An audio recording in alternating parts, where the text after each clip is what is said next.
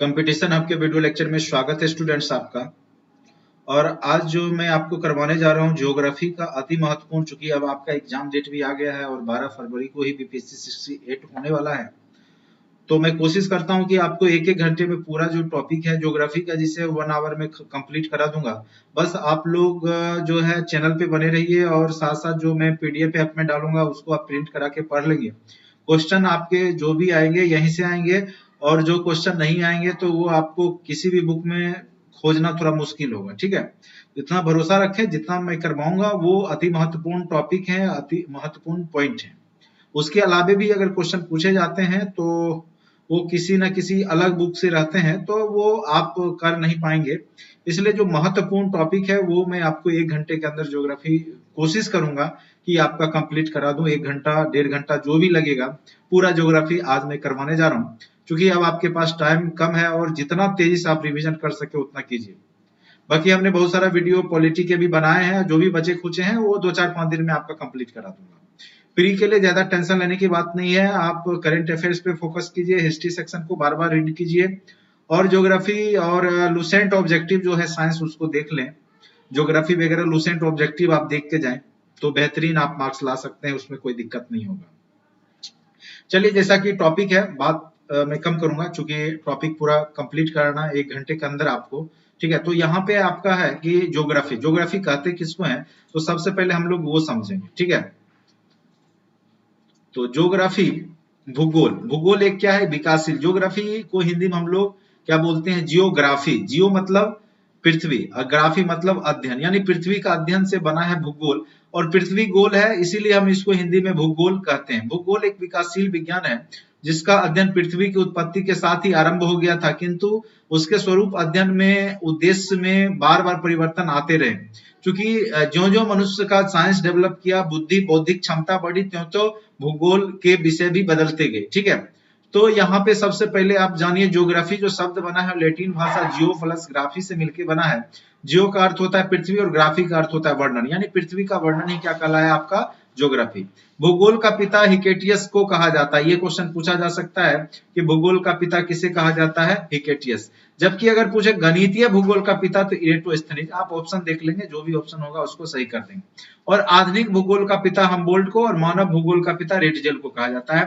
भूगोल के ही कई जनक हैं यहाँ पे। ठीक है, तो आप ध्यान दीजिएगा, सिंपल भूगोल का पिता हिकेटियस, गणितीय भूगोल पूछ देते इरेटोस्थनीज, आधुनिक भूगोल पूछ देते हमबोल्ट, और मानवीय भूगोल पूछ दे, मानव भूगोल पूछ दे तो रेटजेल को आपको बोलना है। ठीक है, चलिए अब ये अति महत्वपूर्ण है कि भू केंद्रीय स्थिर सिद्धांत किसने किया, कि जो पृथ्वी है वो केंद्र में स्थित है। तो प्लेटो और टॉलमी ने यह सिद्धांत दिया था, जो कि आगे चल के गलत हो गया। फिर सूर्य केंद्रीय स्थिर सिद्धांत किसने दिया, कोपरनिकस। कोपरनिकस ने बोला कि सौर मंडल के केंद्र में क्या है, सूर्य है। ये सही बताया इसने। और सभी ग्रह उसके चारों ओर क्या करते हैं, परिक्रमा करते हैं अपने पथ पर। यह बात केपलर ने बोला। सभी ग्रह सूर्य की परिक्रमा दीर्घ वृत्ताकार पथ पर करते हैं, यह बात किसने कहा, केपलर। तो ये तीनों अति महत्वपूर्ण पॉइंट्स हैं। और यह ब्रह्मांड का निर्माण जो है महाविस्फोट सिद्धांत, जिसको बिग बैंग बोलते हैं, उसी से हुआ है। तो ये याद रखेंगे, बिग बैंग थ्योरी के प्रतिपादक थे जॉर्ज लेमेंतेरे, या जॉर्ज एब लेमेंतेरे लिखा रहेगा तो आप उसको बोल सकते हैं। ठीक है साथियों, मैंने बोला था कि महा मैराथन के तहत मैं सारा वीडियो आपको बहुत जल्द करवा दूंगा, लेकिन थोड़ा सा स्वास्थ्य गड़बड़ होने के कारण, क्योंकि बहुत ज्यादा खांसी हो रहा था, तो वीडियो नहीं बना पा रहा था। उसके लिए मैं माफी चाहूंगा, लेकिन मेरा प्रयास होगा कि आपके एग्जाम से पहले, यानी कोशिश करूंगा कि मैं सारा आपको मिल जाए जो महत्वपूर्ण है। बाकी आप लोग खुद भी जानते हैं कि किस प्रकार से तैयारी करना है। बाकी हम लोग का काम होगा कि एक बार रिवीजन आपको करवा दूं। ठीक है, तो चलिए, महाविस्फोट सिद्धांत का जनक किसको कहा जाता है, जॉर्ज एब लेमेंतेरे को कहा जाता है। अब देखिए, भूगोल को 2 भागों में बांटा गया है, एक भौतिक भूगोल, एक मानव भूगोल। तो सिंपल सा है कि भौतिक भूगोल के अंतर्गत जो भी आप देख रहे हैं, जो भी भौतिक चीज, नक्षत्र हो, सूर्य हो, चट्टान हो, पृथ्वी हो, ये सारे क्या कहलाते हैं, भौतिक भूगोल। और यहाँ पे जैसे मानव और उससे जुड़े हुए जो भी क्रियाकलाप है, वनस्पति है, मिट्टी है, खनिज है, जीव जंतु है, तो ये सब क्या कहलाते हैं, मानव भूगोल के पाठ कहलाते हैं। ठीक है, अब आ जाइए ब्रह्मांड किसको कहते हैं। ब्रह्मांड क्या है कि अस्तित्वमान द्रव्य एवं ऊर्जा का सम्मिलित रूप है, यानी द्रव्य भी है और ऊर्जा। द्रव्य का मतलब यहाँ लिक्विड नहीं है, द्रव्य मतलब कोई भी वस्तु है जिसको आप छू सकते हैं, टच कर सकते हैं, जो आकार स्थान लेता है। और साथ साथ ऊर्जा है, जो एनर्जी है, जिसको आप देख नहीं रहे, लेकिन वो एक फॉर्म टू अनदर फॉर्म बदल रहा है। ठीक है, तो वो सबसे मिलकर ब्रह्मांड बना है। अब ब्रह्मांड की उत्पत्ति का सिद्धांत जो सर्वमान्य है वो है महाविस्फोट सिद्धांत, जिसको बिग बैंग थ्योरी बोलते हैं। कहा जाता है कि ब्रह्मांड बना है जो अति छोटे गोलक के रूप में एकांकी परमाणु के रूप में एक स्थान पर स्थित था, जिसका आयतन अत्यधिक सूक्ष्म और तापमान घनत्व अनंत था। एकाएक क्या हुआ, उसमें संकेतन के कारण विस्फोट हुआ और वही क्या कहलाया, महाविस्फोट। और नासा के वैज्ञानिक ने भी इस बात को पुष्टि किया कि यह जो है पूरे ब्रह्मांड का साइज क्या है, बढ़ रहा है। क्योंकि जितने भी आकाशीय पिंड है, खगोलीय पिंड है या आकाश गंगा है, उनके बीच की दूरी बढ़ रही है। दूरी बढ़ रही है, इसका मतलब है कि ब्रह्मांड का साइज विस्तार हो रहा है। यही चीज यहाँ पे लिखा हुआ है। और एक बार जो है जो LHC नामक जो लार्ज हेडन कोलाइड नामक ऐतिहासिक प्रयोग भी नासा के वैज्ञानिकों के द्वारा किया गया, जिसमें कि क्या किया गया कि प्रोटॉन बीमों को लगभग प्रकाश गति से टकरा गया, हिग्स बोसोन के निर्माण का प्रयास किया गया, और जिसमें कि वैज्ञानिकों का मानना था कि यही गॉड पार्टिकल से ब्रह्मांड का निर्माण हुआ है, जिसको हिग्स बोसोन के नाम से भी जाना जाता है। ठीक है, तो हिग्स बोसोन में ही ब्रह्मांड के रहस्य छिपे हुए, ऐसा वैज्ञानिकों का मानना है। और इन्होंने बताया कि ब्रह्मांड में लगभग 100 अरब, अनुमानतः 100 अरब आकाश गंगाएं हैं, और हर एक आकाश गंगा में 100 अरब तारे हैं। ठीक है, और आकाश गंगा को मंदाकिनी भी कहा जाता है, जिसका क्या है, आकार सर्पिलाकार है। एंड्रोमेडा हमारी आकाश गंगा का सबसे निकटतम आकाश गंगा है। अब कहिएगा हमारी आकाश गंगा को क्या बोलते हैं, तो देवयानी, मंदाकिनी या मिल्की वे, गैलेक्सी, कुछ भी आप बोल सकते हैं। ठीक है, तो ये सब उसी को कहा जाता है। लेकिन अगर पूछे कि सबसे अपने आकाशगंगा को छोड़ करके दूसरा आकाशगंगा सबसे निकटतम कौन सा है, तो एंड्रोमेडा, ये अति महत्वपूर्ण है, ये पूछा जा सकता है। और तारा के रूप में पूछे तो सबसे निकट का तारा तो सूर्य है, लेकिन दूसरा तारा सूर्य को छोड़ करके तो प्रोक्सिमा सेंचुरी। ये आप समझ गए होंगे, उम्मीद करते हैं। बाकी आप PDF देख के प्रिंट आउट करके पढ़ लीजिएगा। अब आ जाइए, सौरमंडल जो है हमारा सूर्य और उसके जो भी ग्रह हैं, तारे हैं, उनका पिंड से मिलकर बना है, जिसके केंद्र में आपका सूर्य दिख रहा होगा। जिस प्रकार से आप देख रहे होंगे, यहाँ पे सौरमंडल है, ये आपका सबसे नजदीक का ग्रह बुध है, उसके बाद शुक्र है, उसके बाद आपका पृथ्वी है, उसके बाद इधर आपका मंगल है, फिर बृहस्पति है, फिर आपका शनि है, फिर अरुण है, वरुण है। इस प्रकार से सीरियली आपका ग्रह यहाँ पर देखने को मिल रहा है। तो सबसे छोटा ग्रह कौन सा है, या सबसे नजदीक का ग्रह पृथ्वी का, सूर्य के नजदीक का ग्रह है बुध, उसके बाद आपका शुक्र है, उसके बाद पृथ्वी है, उसके बाद मंगल है, बृहस्पति है, शनि है, अरुण है और वरुण है। ये सभी ग्रह सूर्य के चारों ओर अंडाकार पथ पे, गोलाकार पथ पे नहीं, अंडाकार पथ पे चक्कर लगाते हैं।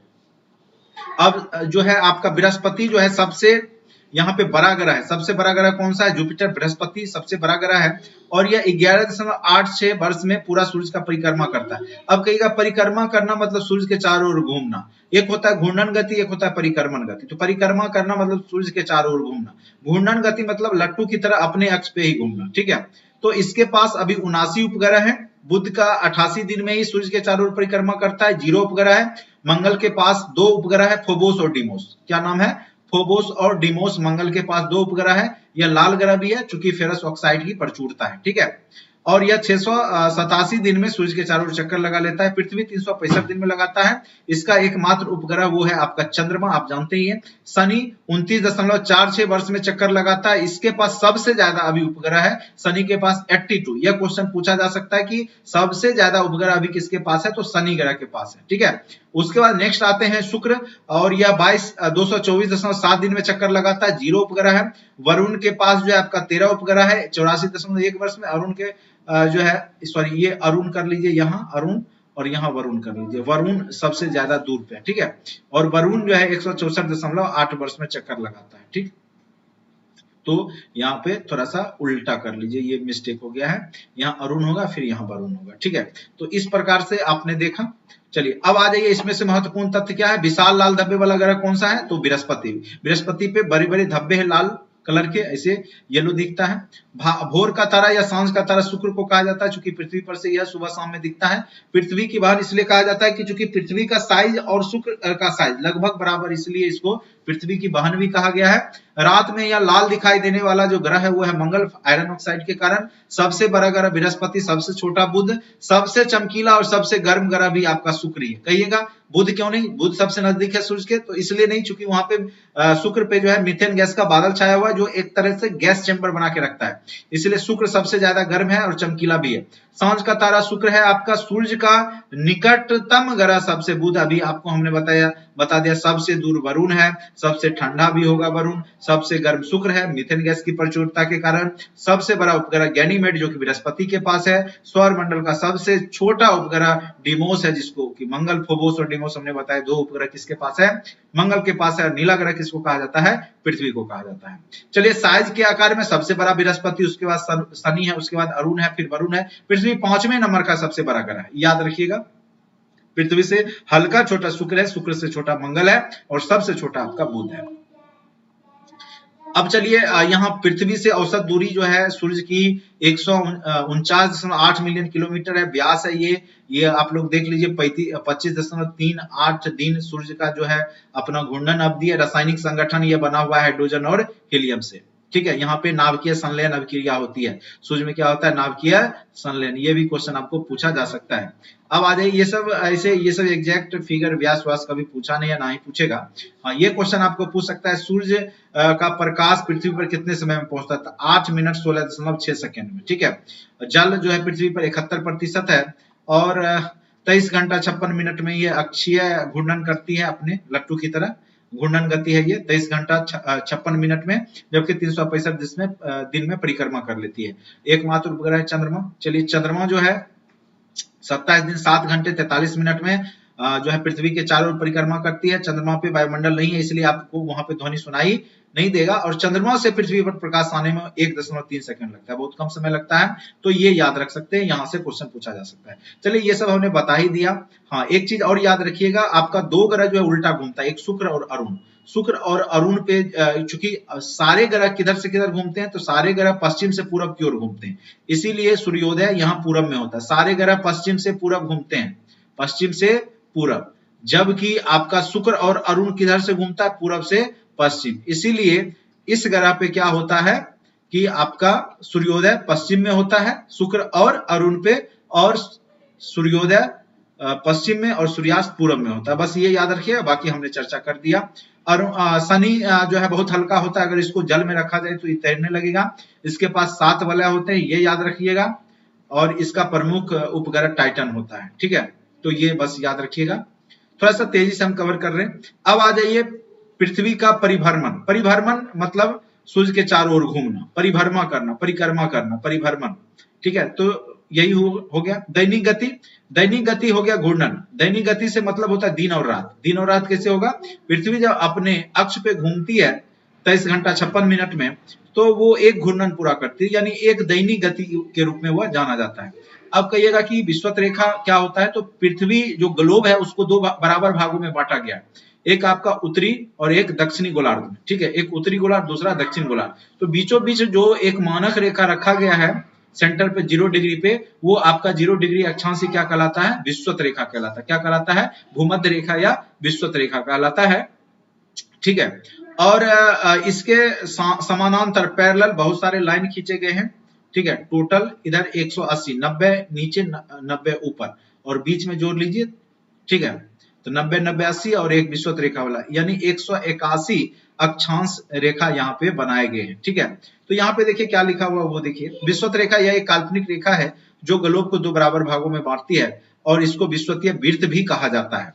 अक्षांश रेखा विषुवत रेखा से ध्रुवों तक स्थित सभी समानांतर वृत्तों को अक्षांश कहा जाता है। ये जो भी विषुवत रेखा के समानांतर पैरेलली जो लाइन खींचा गया वो क्या कहलाएगा, अक्षांश कहलाएगा। और दो अक्षांश के बीच की दूरी कितना है, लगभग 111.74 किलोमीटर, ये याद रखिएगा, ठीक है। 23.5 डिग्री उत्तरी अक्षांश को क्या बोलते हैं, 23.5 डिग्री उत्तरी अक्षांश को क्या बोला जाएगा, 23.5 डिग्री उत्तरी अक्षांश को कर्क रेखा, और 23.5 डिग्री दक्षिणी अक्षांश को क्या कहा जाएगा, मकर रेखा, ठीक है। तो आप समझ गए होंगे विषुवत रेखा जो 0 डिग्री कोई काल्पनिक रेखा है, ये ऐसा कोई वास्तविक खींचा नहीं गया पृथ्वी पे, बल्कि जो भूगोल शास्त्री समझने के लिए कौन सा किस गोलार्ध में है, किस प्रकार के कटिबंध में है। जैसे ये जो होगा 0 डिग्री से आपका यहाँ तक 35 डिग्री तक, फिर यहाँ 60 डिग्री पे धीरे धीरे यहाँ से क्या होगा, शीत कटिबंध आ जाएगा। 66 डिग्री के बाद इधर भी 66 डिग्री के बाद शीत कटिबंध आ जाएगा।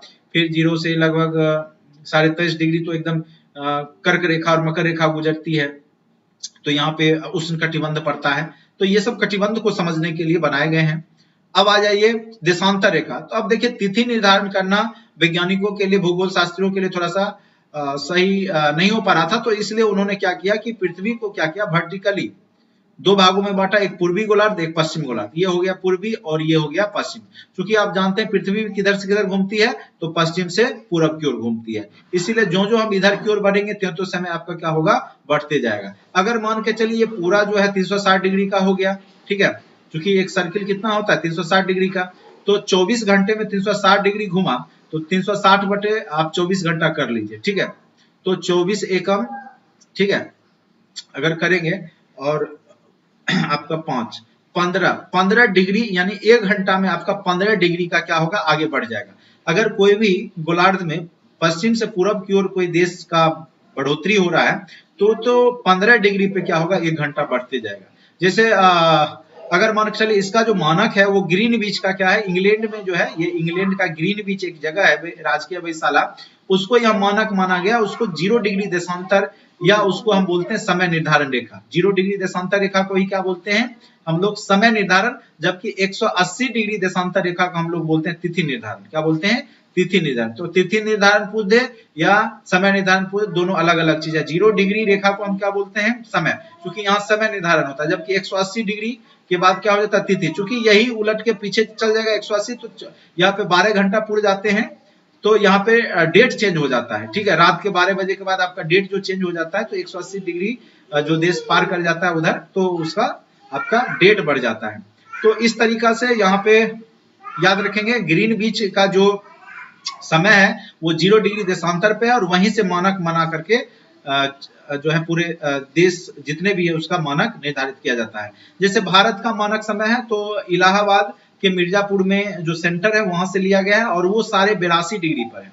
कितने डिग्री पे है, तो 0 डिग्री देशांतर से सारे 82 डिग्री पर है भारत का जो है आपका इलाहाबाद, ठीक है, इलाहाबाद। तो इसीलिए भारत में जो समय निर्धारण होता है वो इलाहाबाद के मिर्जापुर के समय से ही होता है, और वो सारे 82 डिग्री पे है, तो साढ़े 5 घंटा, 15 पचे 75 और 7.5 का आधा घंटा, यानी 5.5 घंटा हमारा समय क्या हो जाता है, क्योंकि हम लोग लंदन से पूरब की ओर है, कितना डिग्री पे, 82.5 डिग्री पे, इसीलिए हमारा समय 5.5 घंटा आगे हो जाता है। चूंकि हमने बताया 15 डिग्री 1 घंटा में बढ़ जाता है, तो हम लोग यहाँ 82.5 डिग्री पे है, तो 15 पचे 75, 5 घंटा ये, और 7.5 घंटा का आधा डिग्री, आधा घंटा 7.5 डिग्री का, तो 5.5 घंटा हम लोग आगे हैं। कहां से, तो लंदन के समय से। तो ये भी क्वेश्चन पूछा, यही चीज समझा गया। अब आ जाए उपसौर और अपसौर। देखिए जब पृथ्वी घूमता है सूर्य के चारों ओर, तो आप देखिएगा तो वलयाकार पथ पे घूमता है, तो कभी ज्यादा और कभी कम दूरी तय करता है, ठीक है। जैसे ये सन है, इसके चारों ओर घूमेगा तो यहाँ पे कम दूरी तय करेगा, जबकि यहाँ पे क्या हो गया, ज्यादा दूरी। तो जब पृथ्वी और सूर्य के बीच में ज्यादा दूरी होता है तब उसको हम बोलते हैं अपसौर। क्या बोलते हैं, अपसौर। और जब कम होता है दूरी तो क्या बोलते हैं, उपसौर। क्या बोलते हैं, उपसौर। जैसे उप मुखिया, छोटा मुखिया, उप प्रधानमंत्री, छोटे प्रधानमंत्री कह सकते हैं, मतलब उतना वैल्यू नहीं, छोटा, कम, और अप मतलब ज्यादा। याद रखिएगा, इससे याद रहेगा कि अप क्या हुआ और उप क्या हुआ। जब दूरी कम हो उपसौर, और जब दूरी ज्यादा हो अपसौर कहलाता। अब तिथि याद रखिएगा, तो पहले आपका क्या होगा, जब निकटतम दूरी होगा, कम दूरी होगा, वो 3 जनवरी को होगा। 3 जनवरी को पृथ्वी सूर्य के निकटतम दूरी पे होता है, पृथ्वी और सूर्य निकट होगा तो 3 जनवरी को, और 4 जुलाई को अपने अक्ष पर सूर्य अधिकतम दूरी पे होगा, अधिकतम दूरी। तो अपसौर जो होता है वो 4 जुलाई को होता है, और उपसौर होता है 3 जनवरी को। छोटा वाला 3 और बड़ा वाला 4, ऐसे भी 3 छोटा है 4, ठीक है। तो ऐसे करके उपसौर अपसौर डायरेक्ट तिथि भी पूछा जा सकता है। अब आ जाइए चंद्र ग्रहण और सूर्य ग्रहण। स्वाभाविक सी बात है, चंद्रमा का दिखाई नहीं देना। जिस दिन चंद्रमा को दिखाई देना था उस दिन नहीं दिखाई देगा, तो आप क्या बोलेंगे, चंद्र ग्रहण। ये तब बनेगा जैसे एक तरफ सन है, एक तरफ 3 ही तो खगोलीय पिंड है, एक पृथ्वी एक चंद्रमा, ठीक है। तो स्वाभाविक सी बात है कि अगर आपका बीच में पृथ्वी आ जाएगा तो पृथ्वी का छाया जब चंद्रमा पे पड़ेगा तो ये ब्लैक हो जाएगा। तो ये इस स्थिति में क्या कहलाएगा, चंद्र ग्रहण। चूंकि सूर्य इस तरफ आ गया तो सूर्य और चंद्रमा के बीच में पृथ्वी आ जाएगी तो क्या हो जाएगा आपका चंद्र ग्रहण। क्या हो जाएगा, चंद्र ग्रहण, ठीक है। अब कहिएगा सूर्य ग्रहण, सूर्य का दिखाई नहीं देना। तो 3 ही खगोलीय पिंड है, आप पृथ्वी हो गया, पृथ्वी पर तो आप हैं, यहां से देखिएगा सूर्य नहीं दिखेगा। सूर्य कब नहीं दिखेगा, जब बीच में क्या आ जाएगा, चंद्रमा आ जाएगा। बीच का ये आपका फोकस ले लेगा सूर्य का, तो बीच में आपका चंद्रमा आ जाएगा। यानी पृथ्वी और सूर्य के बीच में जब चंद्रमा आ जाएगा तो आपका क्या हो जाएगा, सूर्य ग्रहण। और सूर्य ग्रहण जब भी होगा तो अमावस्या को ही होगा, जब भी होगा अमावस्या को, और चंद्र ग्रहण जब भी होगा वो पूर्णिमा के दिन ही होगा। क्योंकि पूर्णिमा को ही पूरा चांद दिखना चाहिए और नहीं दिख रहा है, इसीलिए पूर्णिमा को चंद्र ग्रहण और सूर्य ग्रहण जब भी होगा तो अमावस्या को होगा। तो ये टॉपिक आपने अच्छे से समझ लिया होगा। अब आ जाइए चट्टान। चट्टान क्या है? पृथ्वी के भूप्रपट्टी का निर्माण जिन पदार्थों से हुआ है उसको क्या कहते हैं? चट्टान कहते हैं। चट्टान मुख्यतः 3 प्रकार के होते हैं, आग्नेय चट्टान, और उसके बाद परतदार अवसादी चट्टान, उसके बाद रूपांतरित या कायांतरित चट्टान। ठीक है, तो आग्नेय चट्टान क्या है वो देखिए। पृथ्वी के गर्भ तरल पदार्थ का भंडार जो मैग्मा कहलाता है, जब बाहर आकर के ठोस या गर्म हो, जब बाहर निकलता है मैग्मा तो ठोस रूप धारण कर लेता है, वही आग्नेय चट्टान कहलाता है। ठीक है, तो इसको प्राथमिक सेल भी कहते हैं। ये कठोर और रवेदार होते हैं, इसमें जीवाश्म नहीं होता है, इसलिए जीवाश्म नहीं होगा। अब देखिए गरम गरम निकलेगा, अंदर से आएगा तो उसमें अगर जीव जंतु आएगा तो जल जाएगा ना, तो जीवाश्म कहां से होगा? नहीं होगा। तो स्वाभाविक है कि आग्नेय चट्टान में जीवाश्म नहीं होगा। दूसरा अवसादी चट्टान है, ये सागरों झील नदियों के अवसादों से परत दर परत जमा होते होते ये चट्टान का निर्माण होगा। इसमें स्वाभाविक सी बात है कि इसमें क्या होंगे? जीवों के सेल होंगे, हड्डी होंगे, या जो भी धीरे धीरे किनारा लगते लगते जो परत दर परत जमा हुए हैं, तो इसमें जैव विविधता या जैविक इसमें जीव पाए जाएंगे या उसके अंश पाए जाएंगे। ठीक है, और कायांतरित क्या होता है कि अब आग्नेय चट्टान या आपके अवसादी चट्टान अत्यधिक दाब और ताप के कारण पृथ्वी के अंदर अपना रूपांतरण कर लेते हैं और वो कायांतरित चट्टान हो जाते हैं। जैसे आपका क्या है कि जैसे कोयला से आपका ग्रेफाइट भी बन जाता है, और फिर आपका क्या बोलते हैं, हीरा भी बन जाता है कोयला से। जैसे चूना पत्थर संगमरमर बन जाता है, तो संगमरमर हो गया, हीरा हो गया, ये सब रूपांतरित चट्टाने हैं। ठीक है, तो बार बार पूछेगा आपको कि चूना पत्थर रूपांतरित होकर के कौन सा चट्टान बनता है, तो संगमरमर बन जाएगा, ये याद रखिएगा। कोयला से हीरा और ग्रेफाइट बनता है, ग्रेनाइट से नाइस बन जाता है, बेसाल्ट से रूपांतरित एम्फोलाइट बन जाता है। तो इस प्रकार से आपको यहाँ से क्वेश्चन पूछा जा सकता है।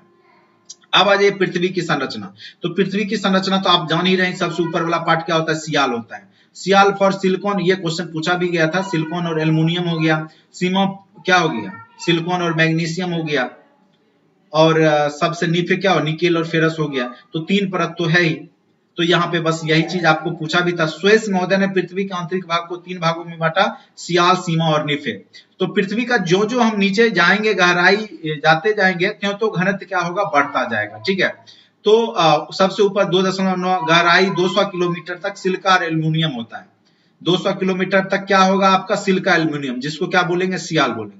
उसके नीचे जाएंगे तो उसका घनत्व तो बढ़ जाएगा 4.5, और गहराई 2900 किलोमीटर तक जाएंगे तो आपका सिलिका और मैग्नीशियम मिलेगा, इसलिए इसको हम सीमा बोलते हैं। फिर निफे आता है, यह सबसे आंतरिक परत होता है और इसका घनत्व 11 होता है। ठीक है, और जो जो हम नीचे जाएंगे तो घनत्व बढ़ते जाएगा। निकेल और आयरन, ठीक है, ये आपका निफे में रहता है, निकेल और फेरस। तो ये भी क्वेश्चन पूछा गया था, इस टाइप के क्वेश्चन पूछे जा सकते हैं। और एक और जो है भूगोल शास्त्री हैं, वो देखिए क्या बोले। पृथ्वी की आंतरिक संरचना नवीन परिकल्पना मोहरविकिक गुटेनबर्ग जैसे भूगोल वेताओं के अनुसार पृथ्वी की आंतरिक संरचना को 3 परतों में विभाजित किया गया। ये क्या बोलते हैं? सबसे ऊपर वाला पार्ट भूप्रपट्टी, जिसको क्रस्ट बोलते हैं, उसके नीचे मंटल बोलते हैं, मेंटल, और सबसे नीचे कोर बोलते हैं। तो यहाँ पे ये पूछा जा सकता है कि मोह और संबद्धता, तो क्रस्ट और मेंटल के बीच जो होता है, जो सबसे ऊपरी सीमा आप देख पा रहे होंगे यहाँ पे, ये हो गया आपका, ठीक है, क्रस्ट, और ये, ठीक है, तो ये मेंटल हो गया।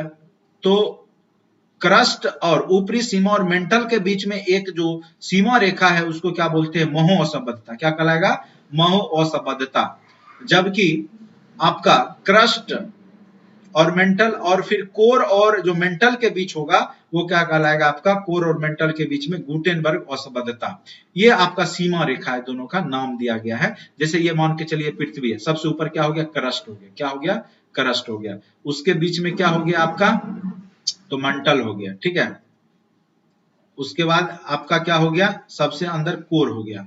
तो कोर और मेंटल के बीच जो होगा वो क्या कहलाएगा? आपका गुटेनबर्ग और संबद्धता। क्या कहलाएगा? गुटेनबर्ग। ये बीच में हम लाइन की, ये हो गया गुटेनबर्ग, और ये जो लाइन हो गया वो क्या हो गया आपका? मोह और संबद्धता। ये थोड़ा सा हिंदी में भी आप देख लीजिएगा और इंग्लिश में भी देख लीजिएगा, ये पूछा गया है या पूछा जा सकता है। चलिए ये आपका हो गया। अब आते हैं वायुमंडल। वायुमंडल में आपको पता ही है कि रंगहीन, गंधहीन, स्वादहीन जो विशाल आवरण है वो क्या कहलाता है? आपका वायुमंडल कहलाता है। और ये पृथ्वी से 800 किलोमीटर ऊंचाई तक पाया जाता है लगभग, ठीक है। इसको विभिन्न परत में आप बांट सकते हैं। सबसे नीचे वाला है क्षोभ मंडल, ये कौन सा मंडल है, ट्रोपोस्फेयर, क्षोभ मंडल। उसके ऊपर क्या होगा, समताप मंडल। उसके ऊपर क्या होगा, ओजोन मंडल। उसके ऊपर क्या होगा, आयन मंडल होगा। इस प्रकार से तो आप जो 7 से 16 किलोमीटर तक देख रहे हैं वो क्या है आपका क्षोभ मंडल। फिर 50 किलोमीटर इसके ऊपर जब जाएंगे तो वो क्या कहलाएगा आपका समताप मंडल। उसके ऊपर जब जाएंगे, ओजोन मंडल जो होता है समताप मंडल का ही पार्ट होता है। लगभग 32 किलोमीटर के आसपास का जो क्षेत्र होता है वो ओजोन O3 की प्रचुरता के कारण ओजोन कहलाता है। और सबसे ऊपर जो है आप 80 से जब 500 किलोमीटर तक जाएंगे तो वो आपका क्या कहलाएगा, आपका आयन मंडल। यहीं से आपका रेडियो ट्रांजैक्शन वगैरह जो भी होता है वो होता है, ठीक है। और एरोप्लेन वगैरह जब भी चलेगी तो आपका समताप मंडल में ही चलेगा, ठीक है। जितने भी आपके जो भी डिवाइस लगाए जाते हैं सैटेलाइट, वो आयन मंडल में लगाए जाते हैं। वर्षा संबंधी या जो भी मौसम संबंधी घटनाएं आपका क्षोभ मंडल में ही होगा। ओजोन में O3 गैस की प्रचुरता, यही क्वेश्चन आपको बार बार पूछे गए हैं, इससे ज्यादा आपको पढ़ना नहीं है। अब आ जाइए नेक्स्ट आते हैं यहाँ पर विश्व के महाद्वीप, ठीक है। तो महाद्वीप आपके कितने हैं, तो 7 महाद्वीप है। तो आप यहाँ पर देख पा रहे होंगे, ये हो गया आपका उत्तरी अमेरिका, ये हो गया दक्षिण अमेरिका, ये हो गया आपका अफ्रीका, ये हो गया आपका एशिया, ये हो गया आपका ऑस्ट्रेलिया, और ये आपका हो गया यूरोप, ठीक है। और एक आपका अंटार्कटिका को भी हम लोग माने हुए, चूंकि बर्फ से ढका हुआ है, लेकिन इसको भी महाद्वीप के रूप में हम लोग पढ़ते हैं। तो एशिया सबसे बड़ा महाद्वीप है, ठीक है। एशिया में सबसे बड़ा जो है महाद्वीप है। लेकिन अगर पूछे सबसे ज्यादा देशों की संख्या कहाँ है, तो देशों की संख्या सबसे ज्यादा 52 जो है आपका अफ्रीका में ही है, ठीक है। सबसे ज्यादा देशों की संख्या अफ्रीका में। यह क्वेश्चन बीपीएससी में पूछा गया था।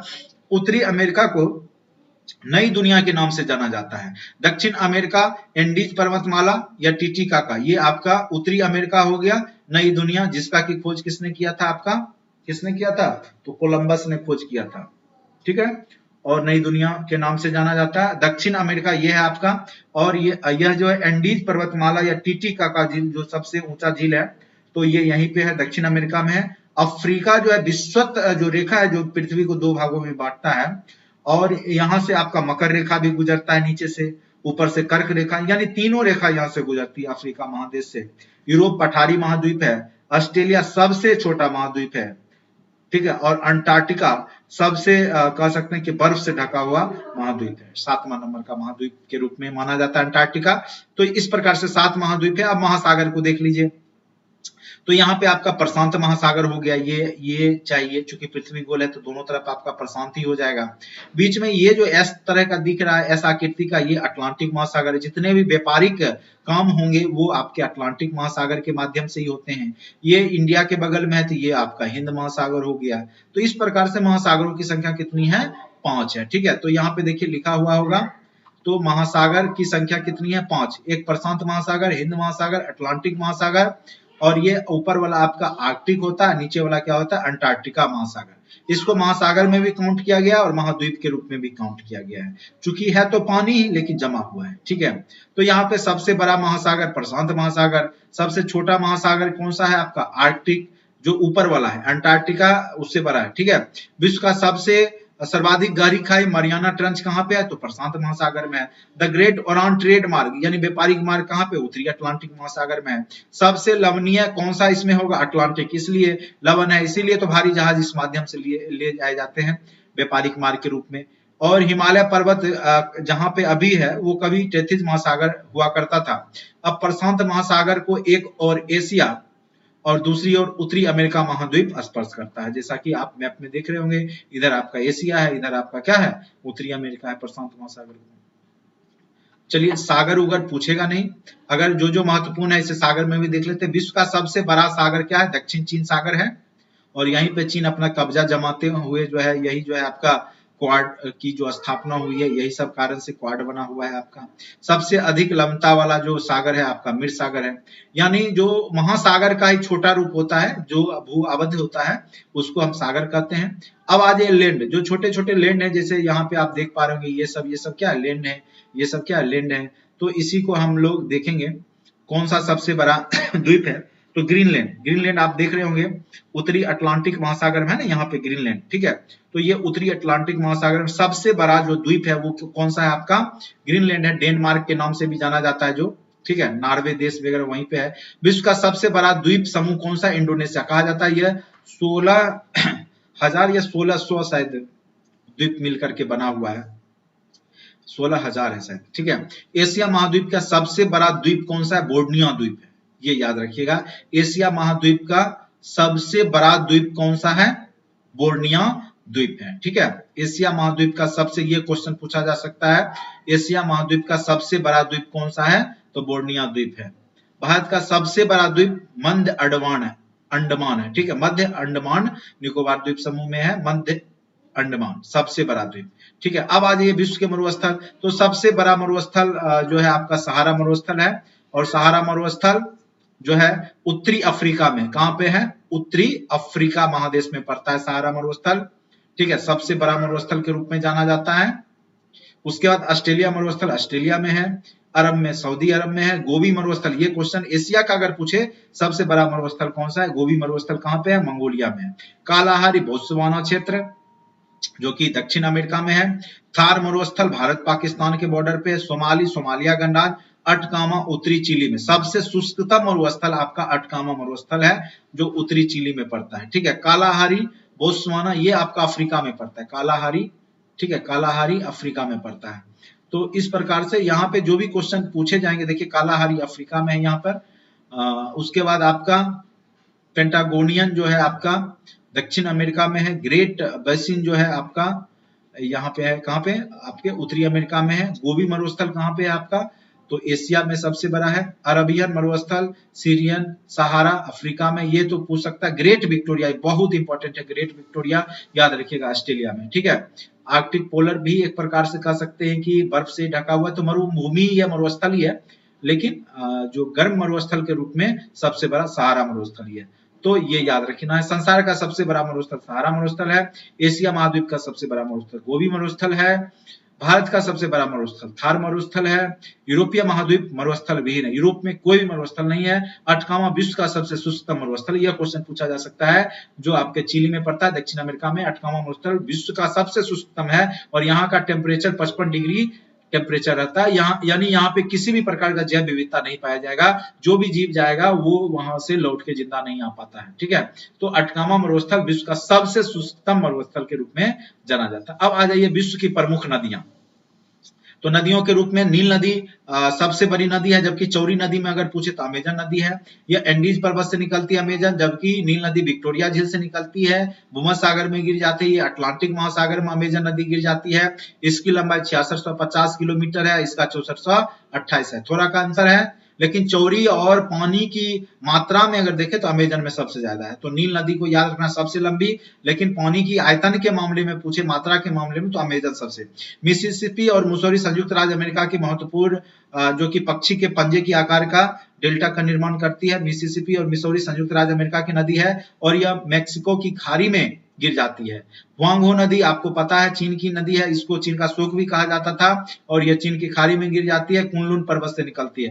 कांगो नदी जो है अफ्रीका महादेश की है, लुआ लिया नदी संगम से निकलती है, अटलांटिक महासागर में गिर जाती है। नाइजर नदी गिनी की खाड़ी, मर्रे और डार्लिंग, ये क्वेश्चन पूछा जा सकता है, ये ऑस्ट्रेलिया की प्रमुख नदी है, मर्रे और डार्लिंग। डेन्यूब नदी यूरोप की प्रमुख नदी है, यहीं से जर्मनी में ब्लैक फॉरेस्ट जो है से निकलती है और काला सागर में जाके गिर जाती है। तो डेन्यूब यूरोप की प्रमुख व्यापारिक नदी के रूप में जानी जाती है। मर्रे और डार्लिंग ऑस्ट्रेलिया की प्रमुख नदी है। नाइजर नदी नाइजीरिया अफ्रीका की प्रमुख नदी है। कांगो भी अफ्रीका की है। वांगो चीन एशिया महादेश की है, और चीन का शोक भी वांगो नदी। तो ये प्रमुख नदियां हैं जो कि आपके एग्जाम में पूछे जा सकते हैं। विश्व की सबसे लंबी नदी नील नदी है, कहाँ है? तो अफ्रीका में। अफ्रीका में भी कहाँ पे? तो उत्तरी अफ्रीका, याद रखिएगा। किसी भी जो महादेश के उत्तरी पश्चिम भाग में ही मरुस्थल आपको देखने को मिलेगा, तो इससे भी याद रखना है आपको। विश्व की सबसे बड़ी और चौड़ी नदी कौन सी है? आपका अमेजन नदी है। मिस्र को नील नदी की देन कहा जाता है, ठीक है। राइन नदी या कोयला नदी के नाम से जानी जाती है, और विश्व की सबसे विश्वासघाती नदी हुआंगो नदी को कहा जाता था। अब बदल चुका है, क्योंकि उसका यूज जो है चीन अब बहुत ढंग से कर रहा है। नाइजर नदी अफ्रीका की तेल नदी के नाम से जानी जाती है। क्षेत्रफल की दृष्टि के सबसे बड़ा नदी डेल्टा सुंदरबन का डेल्टा है, जो गंगा ब्रह्मपुत्र डेल्टा के नाम से भी जाना जाता है। कहाँ पे है? तो पश्चिम बंगाल भारत में, ठीक है। तो तो यहाँ से क्वेश्चन पूछा जा सकता है। चलिए नेक्स्ट पॉइंट आते हैं, नदियों के किनारे बसे प्रमुख शहर। लंदन कहाँ पे है? तो लंदन आपका देश है इंग्लैंड, लंदन शहर है और वो टेम्स नदी के किनारे बसा हुआ है, तो ये क्वेश्चन भी पूछा जा सकता है। बर्लिन जो है जर्मनी का प्रमुख शहर है, सप्री नदी के किनारे बसा हुआ है। बेलग्रेड यूगोस्लाविया में पड़ता है और डेन्यूब नदी के किनारे। डेन्यूब यूरोप की देखिएगा बहुत सारे जो यूरोप के कंट्री है वहां से डेन्यूब नदी होकर गुजरती है। ऑस्ट्रिया है, वहां का प्रमुख शहर वियना है, वो डेन्यूब नदी के किनारे है। मॉस्कोवा नदी के किनारे रूस का मॉस्को जो राजधानी है वो पड़ता है। रोम जो है वो इटली की राजधानी है और वो टाइबर नदी के किनारे है। पेरिस अति महत्वपूर्ण क्वेश्चन है, सी नदी के किनारे यह क्वेश्चन पूछा जा सकता है। हंगरी जो एक प्रमुख शहर है, हंगरी देश है, बुडापेस्ट वहां की जो प्रमुख शहर है वो डेन्यूब नदी के किनारे है। बगदाद जो है इराक की प्रमुख शहर है, वो टिग्रिस नदी के किनारे है। खार्तूम सूडान की प्रमुख नदी है जो नील नदी के किनारे है। म्यांमार रंगून जो है प्रमुख शहर है जो इरावदी नदी के किनारे है और इरावदी नदी बंगाल ये म्यांमार की प्रमुख नदी के रूप में जानी जाती है। काहिरा मिस्र का प्रमुख शहर है जो नील नदी के किनारे है। टोक्यो जापान का प्रमुख शहर है जो कि अराकावा नदी के किनारे है। सिडनी जो ऑस्ट्रेलिया की जो प्रमुख शहर है वो जो है आपका डार्लिंग नदी के किनारे है। ठीक है, उसके बाद न्यूयॉर्क जो शहर है अमेरिका का प्रमुख शहर है, वो अमेरिका की राजधानी वाशिंगटन डीसी है। न्यूयॉर्क जो है वहां का प्रमुख शहर है वो हडसन नदी के किनारे है। वाशिंगटन जो है वहां का अमेरिका का शहर है, जो वहां का कैपिटल है, राजधानी है, वो पोटोमेक नदी के किनारे है। कराची जो पाकिस्तान में पड़ता है वो सिंधु नदी के किनारे। लाहौर पाकिस्तान की रावी नदी के किनारे है।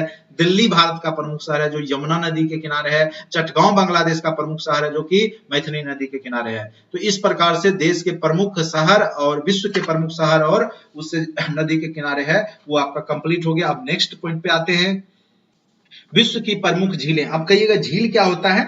जिसका पानी स्थिर हो, बहता हुआ पानी नहीं हो, किसी महासागर में नहीं मिले, वो झील कहलाता है।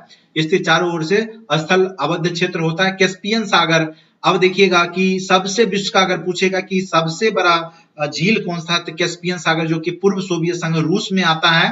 तो कैसे पिए कैस्पियन, कैसे पियन पानी, सबसे खारा है यानी कैसे पीजिएगा पानी। सुपीरियर सबसे मीठा पानी वाला झील है, सुपीरियर सुपर पानी है, पी सकते हैं आप। कनाडा और संयुक्त राज्य अमेरिका में पड़ता है।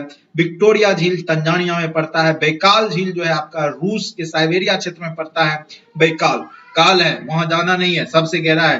अरल सागर रूस में पड़ता है। मिशिगन झील जो है अमेरिका में पड़ता है। ठीक है, तो यहाँ पे महत्वपूर्ण झील से जुड़े हुए पॉइंट्स जो आज तक पूछे गए हैं। विश्व का सबसे खारे पानी का झील कौन सा है? आपका कैस्पियन। कैसे पियन पानी खारा है। विश्व का सबसे मीठे पानी की झील सुपर पानी है, सुपीरियर झील। विश्व का सर्वाधिक गहरी झील बेकाल काल है, वहां मत जाइए, गहरा है यानी गहरा है। विश्व की सर्वाधिक लवणीय वॉन झील, ये क्वेश्चन पूछा जा सकता है। वॉन झील विश्व की सबसे लवणीय झील है। सर्वाधिक ऊंचाई पर स्थित झील कौन सा है? सबसे ऊंचा टीटीकाका झील। टीटीकाका झील सबसे ऊंचा झील है और ये दक्षिण अमेरिका में। ठीक है, समुद्र तल से सबसे नीचे स्थित झील मृत सागर है। अब आ जाइए विश्व की प्रमुख नहरें, ये भी क्वेश्चन पूछा जा सकते हैं। नहर क्या होता है कि कोई भी राष्ट्रीय राजमार्ग है समुद्र माध्यम से, तो उसमें अपना नहर बना करके उसको जहाज को ले जाने के लिए बनाया जाता है।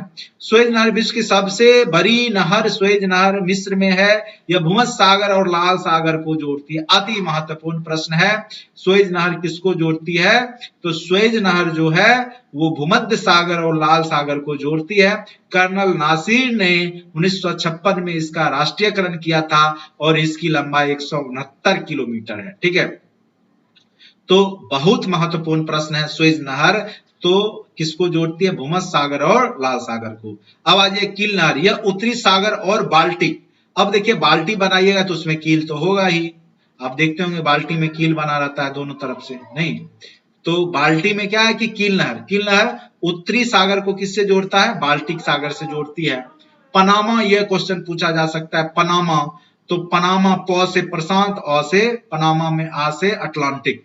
तो पनामा जो है अटलांटिक और प्रशांत महासागर को जोड़ती है और इसकी लंबाई 58 किलोमीटर का है। तो ये क्वेश्चन आपको पूछा जा सकता है। अब आ जाइए विश्व के प्रमुख जलप्रपात, जो कि जलप्रपात आप जानते ही होंगे, जो पहाड़ों पर से जो पानी गिरता है, डायरेक्ट फॉल होता है, वो जलप्रपात के नाम से जाना जाता है। और सबसे बड़ा जलप्रपात विश्व का एंजिल जलप्रपात है और यह वेनेजुएला में पड़ता है। ठीक है, दक्षिण अमेरिकी देश है वेनेजुएला। ठीक है, तो ये आपको एंजिल जलप्रपात। इटटिंगा जलप्रपात ब्राजील में है। क्यूकेनान जलप्रपात वेनेजुएला में है। और मेली जलप्रपात नॉर्वे में है। टीसी नॉर्वे, पिलाओ ब्राजील, रिवन संयुक्त राज्य अमेरिका। पूछेगा तो यही पूछ सकता है कि सबसे ऊंचा जलप्रपात कौन सा है और कहां है।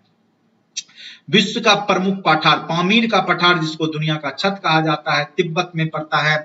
छोटा नागपुर का पठार भारत में पड़ता है। कोलंबिया का पठार आपका संयुक्त राज्य अमेरिका में पड़ता है। ठीक है, उसके बाद सान का पठार म्यांमार में पड़ता है। कोलोरेडो का पठार संयुक्त राज्य अमेरिका में पड़ता है। पिडमाउंट का पठार संयुक्त राज्य अमेरिका में पड़ता है। मध्य साइबेरिया पठार रूस में पड़ता है। पेंटागोनियन पठार कहां पड़ता है? अर्जेंटीना में पड़ता है। और ये कहां पर है? तो दक्षिण अमेरिकी देश है। माउंटो ग्रासो पठार ब्राजील में पड़ता है। अब विश्व के प्रमुख पर्वत के रूप में आप जानते हैं हिमालय सबसे ऊंचा पर्वत है, एशिया में पड़ता है। काराकोरम एशिया का ही है। टिएनसोन एशिया का ही। Altai Asia. अल्पस कहां का पर्वत है? तो यूरोप का है। कई बार पूछा जा चुका है अल्पस पर्वत श्रेणी किस महादेश में पड़ता है? यूरोप में। काकेशस यूरोप में। रॉकी पर्वत, ये भी क्वेश्चन पूछा जा सकता है, रॉकी कहां पे है? तो उत्तरी अमेरिका में है। रॉकी कहां पे है? उसके बाद कास्केड श्रेणी कहां है? उत्तरी अमेरिका में। एपेनाइन पर्वत इटली। एटलस बहुत महत्वपूर्ण, यह क्वेश्चन पूछा जा सकता है, अफ्रीका में पड़ता है। एंडीज पर्वत दक्षिण अमेरिका में है। यूराल पर्वत आपका रूस में है। ठीक है, अब आ जाइए विश्व के सबसे ऊंचे जो चोटियां हैं, शिखर है। माउंट एवरेस्ट हिमालय में पड़ता है, जो कि नेपाल देश में पड़ता है। 8,848 मीटर ऊंचाई है। गॉडविन ऑस्टिन काराकोरम श्रेणी में पड़ता है, भारत में पड़ता है। इसे ये पीओके का पार्ट है वर्तमान में। ये 8,611 मीटर का है। कंचनजंगा ये भी भारत में ही पड़ता है और यह हिमालय का ही पार्ट है। ये 8,586 मीटर ऊंचा है। मकालू हिमालय तिब्बत नेपाल में पड़ता है, 8,463। धौलागिरी नेपाल हिमालय नेपाल में पड़ता है, 8,167। नंगा पर्वत हिमालय भारत में पड़ता है, 8,126। अन्नपूर्ण हिमालय नेपाल 8,000। तो सबसे ऊंचा पर्वत चोटी नेपाल का माउंट एवरेस्ट है। भारत में अगर पूछे तो आपको गॉडविन ऑस्टिन या कंचनजंगा में कोई दे सकता है, क्योंकि गॉडविन ऑस्टिन जो है आपका जो ये केटू जो है वो चूंकि पीओके का पार्ट है, इसीलिए कई बार भारत में ना देके कंचनजंगा ही ऑप्शन दे देता है। ठीक है, तो आप देख लेंगे जैसा क्वेश्चन पूछेगा। प्रमुख जल संधियां जो आपका मलक्का जल संधियां जो है अंडमान सागर और दक्षिण चीन सागर को जोड़ता है इंडोनेशिया देश में। पाक, ये कई बार पूछता है क्वेश्चन, लगता है पाकिस्तान से होगा लेकिन नहीं, ये मन्नार और बंगाल की खाड़ी को जोड़ता है भारत और श्रीलंका के बीच में। ठीक है, उसके बाद है मैगलन संधि प्रशांत और दक्षिण अटलांटिक महासागर को जोड़ता है चिली में। डोवर जल संधि इंग्लिश चैनल और उत्तरी सागर को इंग्लैंड फ्रांस। बेरिंग जल संधि बेरिंग और चुक्सी सागर। तो ये सब, हाँ ये क्वेश्चन सुंडा जल संधि ये पूछा हुआ था इंडोनेशिया जावा और हिंद महासागर में पूछा था कि सुंडा जल संधि कहां पे है? तो हिंद महासागर में। ठीक है, सुगारू जापान और प्रशांत महासागर। बेरिंग चुक्सी सागर अलास्का रूस में पड़ता है।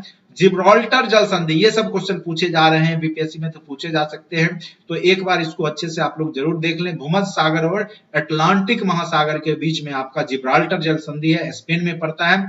हरमुज जल संधि फारस और ओमान की खाड़ी के बीच में है, ओमान और ईरान के बीच में है। हडसन जल संधि हडसन खाड़ी एवं अटलांटिक के बीच में कहां पे है? तो कनाडा में है। ठीक है, अब इससे महत्वपूर्ण तथ्य, विश्व का सबसे ऊंचा जलप्रपात एंजिल जलप्रपात है। विश्व का सबसे ऊंची खाड़ी, सबसे बड़ी खाड़ी मैक्सिको की खाड़ी है। विश्व का सबसे बड़ा जल संधि बेरिंग जल संधि है। इंग्लैंड एवं फ्रांस के मध्य कौन सा चैनल है? इंग्लिश चैनल है। अंडमान निकोबार द्वीप को कौन सा डिग्री चैनल अलग करता है? तो 10 डिग्री। निकोबार और सुमात्रा को ग्रेट चैनल अलग करता है, ग्रेट चैनल अलग करता है। विश्व का सबसे बड़ा बंदरगाह कौन सा है? न्यूयॉर्क का बंदरगाह है। सबसे व्यस्तम बंदरगाह रोटरडम बंदरगाह नीदरलैंड का है। ठीक है, तो इस प्रकार से अब विश्व की प्रमुख सीमा रेखाएं, रेड क्लिफ बार बार पूछा गया क्वेश्चन है, भारत और पाकिस्तान। मैकमोहन, ये भी बार बार पूछा गया, भारत और चीन। डुरंड भारत पाकिस्तान और Afghanistan. Hindenburg Germany Poland. Hindenburg कहां है? जर्मनी। मेनरहेम जो है रूस और फिनलैंड। मैनिनोट रेखा जो है जर्मनी और फ्रांस के बीच में है। 24वीं समानांतर रेखा भारत पाकिस्तान। 38वीं उत्तर कोरिया दक्षिण कोरिया। 49वीं यूएसए और कनाडा के बीच में है। ठीक है, तो इस प्रकार से आप याद रखेंगे। और सिगफ्राई रेखा क्या है? जर्मनी और फ्रांस के बीच में है। सिगफ्राई रेखा, फ्राई से फ्रांस फ्राई कर देना है, फ्रांस जर्मनी याद रखना है। अब विश्व के सबसे जो गहरे गर्त हैं, मरियाना गर्त उत्तरी प्रशांत महासागर में है, 5269 फैदम है। ठीक है, तो इसमें से सुंडा गर्त पूछा था, हिंद महासागर में है। रोमेसे गर्त दक्षिण अटलांटिक महासागर में, प्यूटोरिका गर्त दक्षिण अटलांटिक महासागर में है, टस्कोरोरा गर्त उत्तर प्रशांत महासागर में है, फिलीपींस गर्त जो है वो आपका उत्तरी प्रशांत महासागर में है, टोंगा गर्त दक्षिण प्रशांत महासागर में है। तो ये एक बार देख लीजिएगा, यहाँ से क्वेश्चन पूछे गए हैं। विश्व की प्रमुख जनजातियां, एक्सकिमो, आप जानते होंगे बर्फ के घर इग्लू में एस्किमो जनजाति के लोग रहते हैं, खास करके ये कनाडा और ग्रीनलैंड बर्फीली एरिया में रहते हैं। समोएड्स एशियाई टुंड्रा प्रदेश में रहते हैं। माओरी न्यूजीलैंड की प्रमुख जनजाति माओरी, ये अति महत्वपूर्ण है। बर्बर उत्तर अफ्रीका के हैं, मोरक्को के हैं। हेमाइट्स उत्तरी अफ्रीका के, उत्तर पश्चिम अफ्रीका के। खिरगिज, ये भी पूछ सकता है, मध्य एशिया या कह सकते हैं स्टेपी क्षेत्र के हैं। मसाई, ये भी पूछ सकता है, पूर्वी Africa. Pygmy, Zaire basin. Papuans New Guinea. Red Indian, ये भी क्वेश्चन कई बार पूछा है, रेड इंडियन लगता है भारत का होगा लेकिन है कहां का, उत्तरी अमेरिका। जूलू दक्षिण अफ्रीका के नेटाल प्रांत। बुशमैन कालाहारी मरुस्थल, बुशमैन क्या है, कालाहारी मरुस्थल। बोरो अमेजन बेसिन। बद्दू अरब। माया मैक्सिको, ये भी अति महत्वपूर्ण है, माया मैक्सिको। तो ये इस प्रकार के क्वेश्चन पूछे गए हैं प्रमुख जो जनजातीय विश्व के। अभी विश्व का चल रहा है, फिर आगे जो है बहुत बड़ा टॉपिक नहीं है, मैं 1 घंटे में आपको पूरा बोल दिया हूं, तो मैं 1 से सवा घंटे लगेंगे, आपका पूरा कवर हो जाएगा। बस आप एक बार देख लें, और जो लोग ऐप डाउनलोड करके, पीडीएफ डाउनलोड करके अपना प्रिंट करा के अपना पढ़ लीजिए। आपके एग्जाम में इससे ज्यादा कहीं से क्वेश्चन आने वाला नहीं है, इसी में से कोई क्वेश्चन रहेगा आपका विश्व। और इसके बाहर आया तो उसको छोड़ दीजिए, प्रणाम करके निकल जाइए, वही अच्छा है। ज्योग्राफी में ज्यादा माथा आपको लगाने की आवश्यकता नहीं है। ठीक है, जो आना होगा इसी से आएगा। लू पूछा हुआ है कई बार क्वेश्चन, गर्म और शुष्क भारत पाकिस्तान में चलता है। हबूब गर्म हवा है सूडान में। चिनुक गर्म एवं शुष्क हवा है, रॉकी पर्वत पे चलता है चिनुक। सिमुन गर्म एवं शुष्क हवा है, अरब मरुस्थल में। बोरा इटली हंगरी में चलता है। पाप गयो ठंडी एवं शुष्क हवा, मैक्सिको में चलता है। जोर्डा गर्म एवं शुष्क हवा, अर्जेंटीना में चलता है। पेम्पेरो ठंडी हवा, पंपास के मैदान में चलता है। सोलोनो गर्म आर्द्र युक्त हवा है, सहारा में चलता है। खमसीन गर्म एवं शुष्क हवा है, मिस्र में चलता है खमसीन, ये भी पूछ सकता है। ब्लिजर्ड, तो ये एकदम पूछा हुआ क्वेश्चन है, ठंडी हवा है, टुंड्रा प्रदेश में ब्लिजर्ड चलता है। ठीक है, अब आ जाइए कृषि के प्रकार। रेशम को क्या बोलते हैं, सेरिकल्चर। शहद उत्पादन को क्या बोलते हैं, एपीकल्चर। अंगूर विटीकल्चर। मत्स्य उत्पादन पिसीकल्चर। फूलों का कृषि फ्लोरिकल्चर। फलों का उत्पादन हॉर्टिकल्चर। समुद्र जीवों का उत्पादन मैरीकल्चर। और वन संबंधित संवर्धन जो होता है वन से, सिल्वीकल्चर। तो ये क्वेश्चन पूछे जा सकते हैं। चावल में अग्रणी देश आपका चीन है, मक्का में अमेरिका है, गेहूं में भी चीन है, चाय में भारत है, कॉफी में ब्राजील है। यहां से भी एक क्वेश्चन पूछे जा सकते हैं। जूट में आपका बांग्लादेश है, रबर में थाईलैंड, कपास में चीन, रेशम में चीन, गन्ना में भारत, तंबाकू में चीन, मूंगफली में भारत। ठीक है, अग्रणी देश है। अब निर्यातक है, जो दूसरे देश को बेचता है, सबसे ज्यादा निर्यातक देश कौन सा है चावल का, थाईलैंड। चाय का चीन, कपास का अमेरिका, रबर का मलेशिया, गेहूं का अमेरिका और रेशम का जापान, ये सब निर्यात करते हैं। और सोयाबीन अमेरिका। अब आज एक खनिज संपदा में कौन कौन अग्रणी देश है। कोयला चीन आगे है, लोएस्क में, जहां देखिए कोयला होगा वहीं लोएस्क भी होगा। ठीक है, तो चीन याद रखिएगा। बॉक्साइट में ऑस्ट्रेलिया, तांबा में चिली, सोना में दक्षिण अफ्रीका। ठीक है, प्राकृतिक तेल में सऊदी अरब, खनिज तेल में अमेरिका, मैग्नीज में आपका चीन, चांदी में मैक्सिको, टंगस्टन में चीन, यूरेनियम में कनाडा। ये भी क्वेश्चन कई बार पूछा, यूरेनियम में कौन सा देश आगे है, कनाडा। अब्रक में भारत, प्राकृतिक गैस में रूस। ठीक है, अब उद्योग, लौ इस्पात उद्योग सबसे ज्यादा अग्रणी देश रूस जापान है, इसलिए भारत भी देख रहे हैं जितना भी मेट्रो वगैरह होता है तो इस्पात, लौ इस्पात वगैरह वहीं से जो है मंगाता है, रूस जापान से ही। मोटर गाड़ी उद्योग में आपका अमेरिका रूस आगे है, वायुयान में भी अमेरिका आगे है। सूती वस्त्र उद्योग चीन भारत आगे है, ऊनी वस्त्र में आपका रूस चीन आगे है, रेशमी वस्त्र में चीन जापान आगे है, कृषि यंत्र में रूस आपका आगे है, रासायनिक उद्योग में जो है अमेरिका आगे है, चीनी उद्योग में भारत, कृषि रबर में अमेरिका, सिगरेट में अमेरिका, कागज में अमेरिका। ठीक है, इस प्रकार आपने देखा कि विश्व का जो है आपका पूरा कवर हो गया। अब हम लोग इंडिया के ज्योग्राफी को पढ़ेंगे और 15 से 20 मिनट में हम लोग पूरा कवर कर जाएंगे इसको भी। ठीक है, ज्यादा कुछ आपको पढ़ना नहीं है, बाकी इतना पढ़ के जाइए और प्रिंट करा लेंगे। जो लोग ऐप को डाउनलोड कर लिए हैं तो जो लोग का पेड कोर्स है उन्हीं में आपका पीडीएफ डाउनलोड होगा। जो लोग नहीं लिए हैं तो अगर लेना है तो ले सकते हैं। मात्र 1500 में ही आपका पूरा कोर्स है, प्री मेंस इंटरव्यू सारा है, तो आप इसको ले करके पढ़ सकते हैं। ठीक है, और मुझे उम्मीद है कि इससे ज्यादा क्वेश्चन आपके एग्जाम में बाहर नहीं आएंगे, और आएंगे भी तो मान के चलिए वह क्वेश्चन ऐसा होगा जो किसी भी बुक में आपको जल्दी देखने को नहीं मिलेगा। बाकी सारे महत्वपूर्ण पॉइंट्स को यहाँ पे कवर कर दिया गया है। चलिए अब भारत के बारे में हम लोग पढ़ेंगे। ज्योग्राफी आधे घंटा बहुत हो गया, यानी आपका सवा घंटा का वीडियो बनेगा। ठीक है, पूरा ज्योग्राफी। चलिए अब शुरू करते हैं भारत।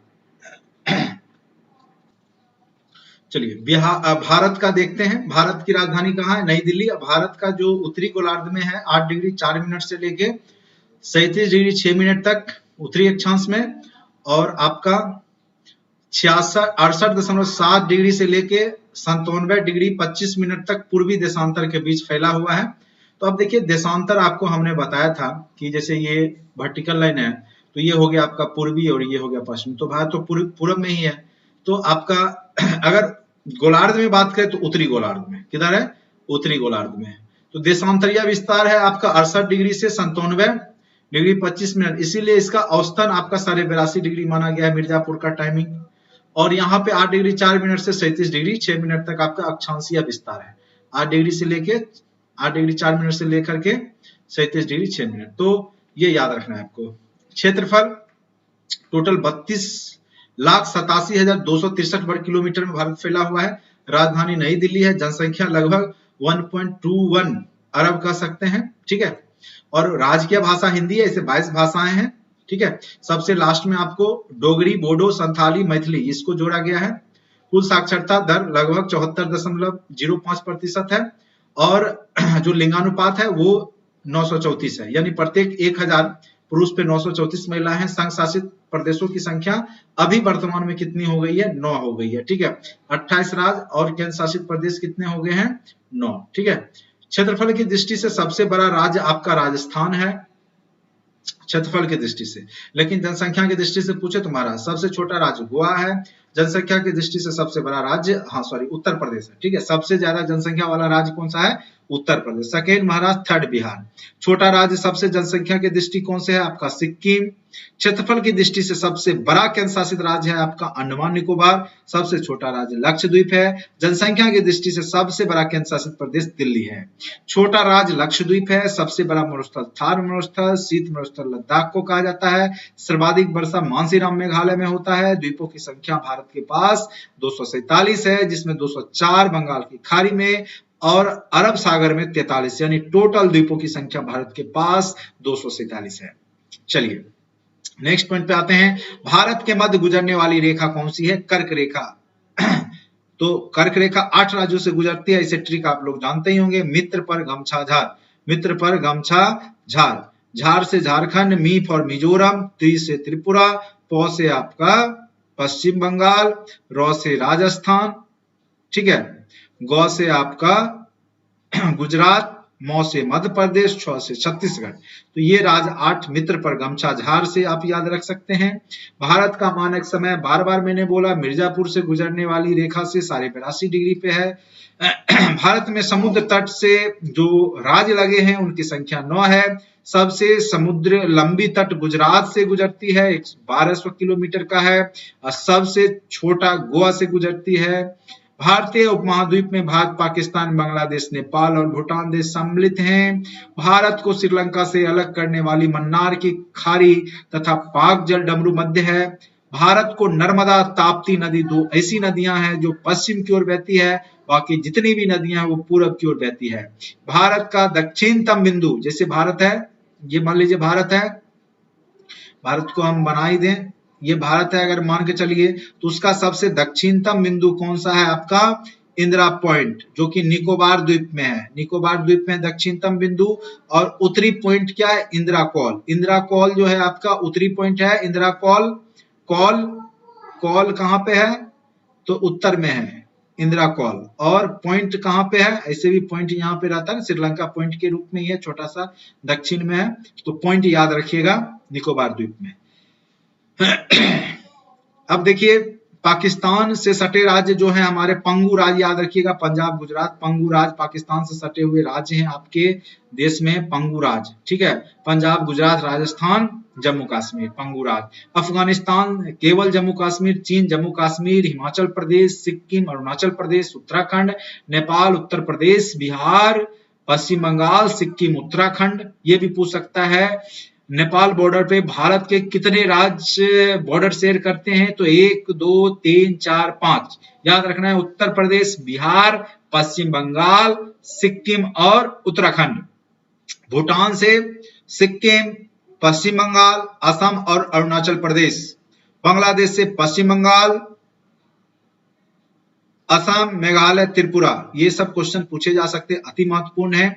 और म्यांमार जिसको बर्मा बोलते हैं, उससे अरुणाचल प्रदेश, नागालैंड, मणिपुर और मिजोरम जुड़े हुए हैं। तो ये सब सारे फैक्ट्स को आप या तो स्क्रीनशॉट ले लें, या अगर आप मेरे व्हाट्सएप ग्रुप से जुड़ना चाहते हैं तो 7070634348 पे आप ज्वाइन में लिख के भेज सकते हैं। लेकिन उसमें आपको 500 पे करना होगा। सारे पीडीएफ जो भी अभी से प्री मेंस में जो होंगे वो आपको ग्रुप के माध्यम से दिया जाएगा, ठीक है।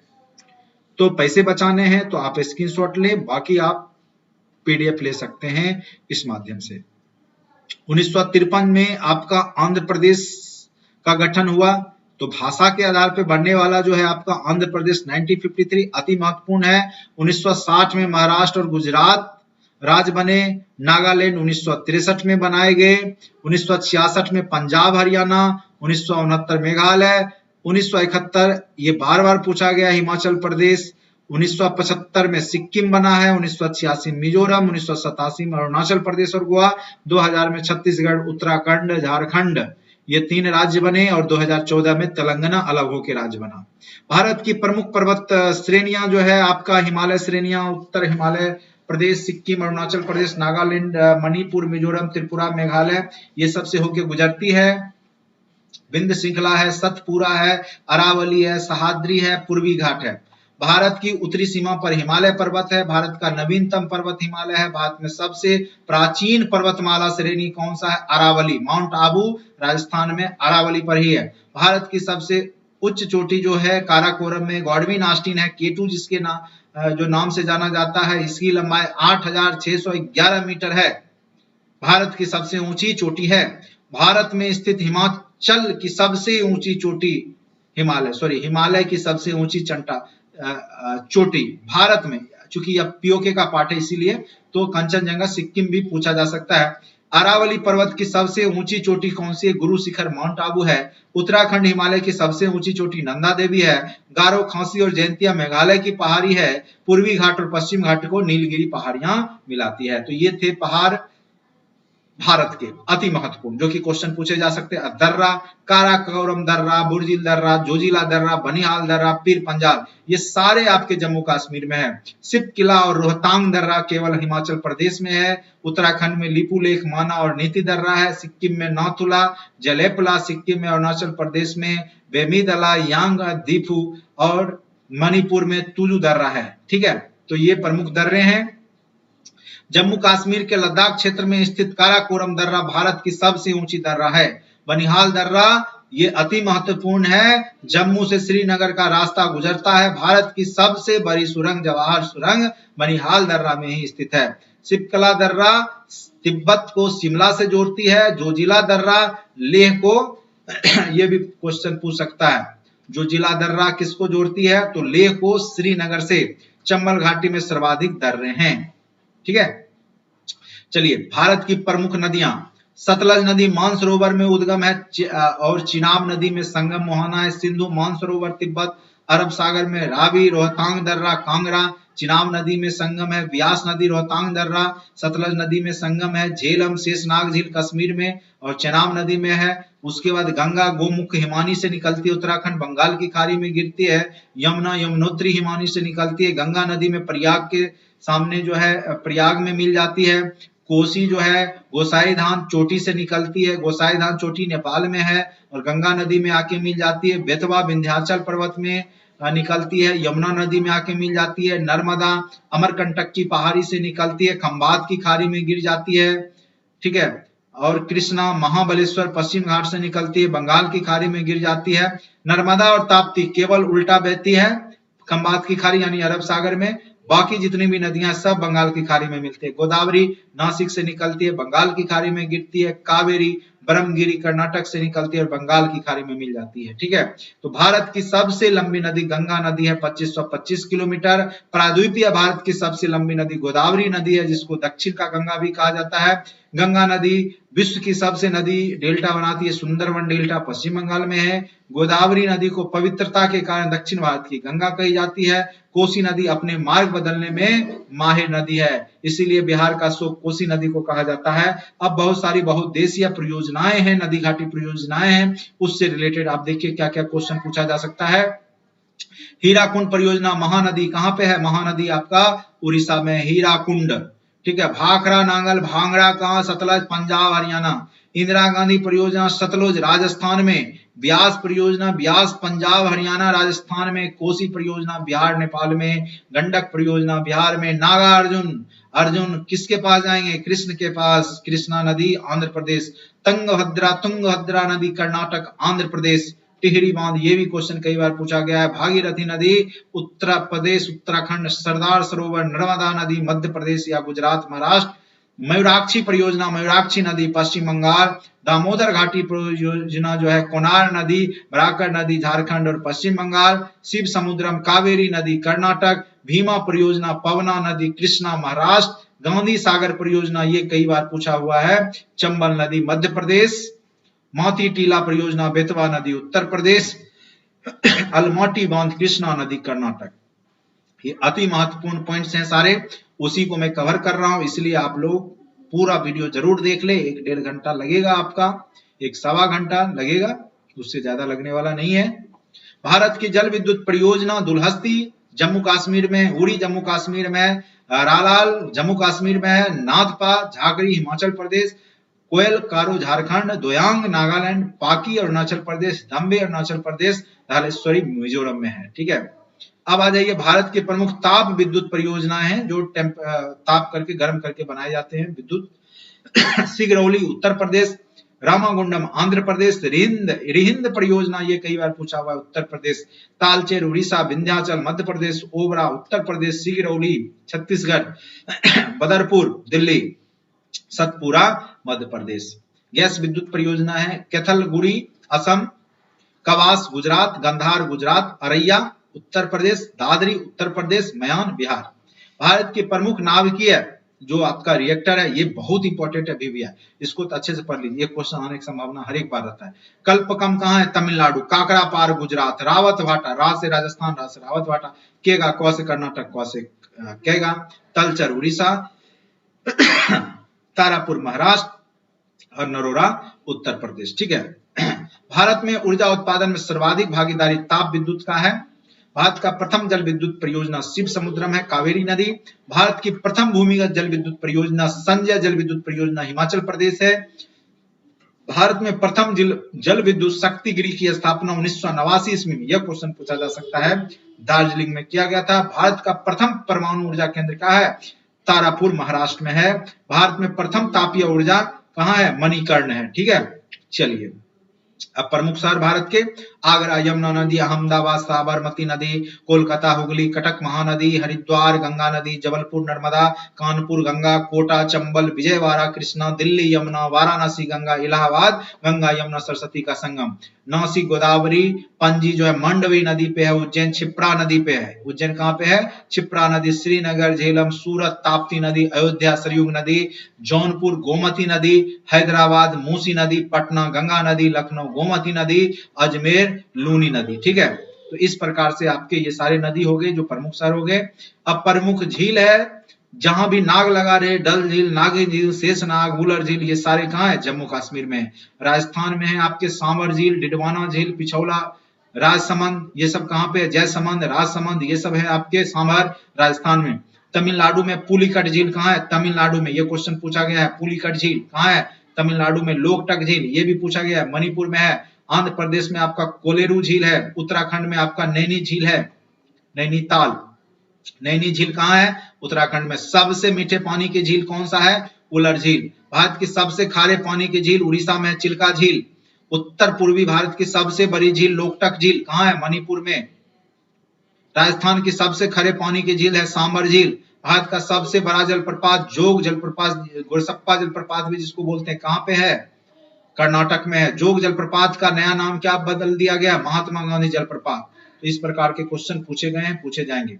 कृषि भारत में 4 प्रकार के हैं। रबी फसल जो अक्टूबर नवंबर में बोई जाएगी, मार्च अप्रैल में काटी जाएगी, जैसे गेहूं, जौ, चना, तिलहन।